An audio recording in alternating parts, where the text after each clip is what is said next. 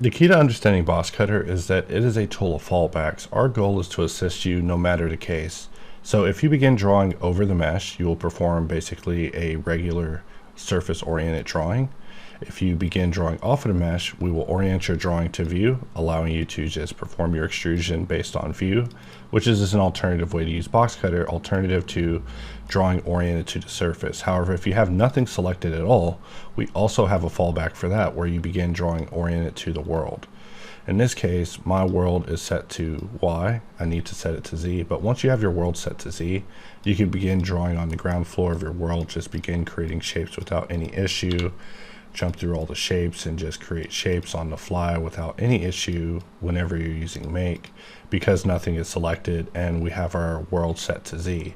However, if we begin drawing from the side, we have it set up where you can begin drawing from the side axes, but when you bring grid into the mix, it begins to get more complicated. Because our world is set to Z, that means we'll only see our grid on the grid floor, but if we look at it from the side, we don't see grid at all at this point, and that's because we need to change our orientation method to be using Y. So now that it's on Y, it's not showing up. We have to go to X, and now we're able to see it on X. And this isn't the way that we intended Boxcutter to be used. In fact, you having to rotate your view and then change your world to Y in order to begin drawing on the world on the Y axis is something that was definitely not part of the plans. It's just a needless complication for users.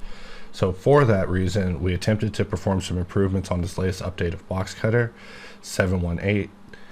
And currently I'm using it in Blender 2.93, and if we show it in action, basically I can have grid enabled, and if we just begin drawing, of course I'm able to draw from surface and view just like I was showing previously. I can of course even press G to grab my shapes and move them around. However, if we were to deselect and we bring up our grid, we see that we have our grid oriented to the world.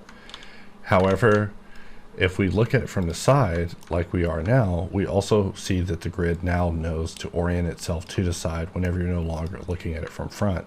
And the same thing with all the axes. So this is something that has been long awaited when it comes to world, just a way to make world smart and reduce the need for users to even have to know about the world parameter and go in and change any axis. So just know that as of this update, you'll now be able to use world orientation without any issue, just even as a fallback to object. And when using in conjunction with grid, you shouldn't even have to go in and change any parameters or do anything to bring it up. It should just work out of the box.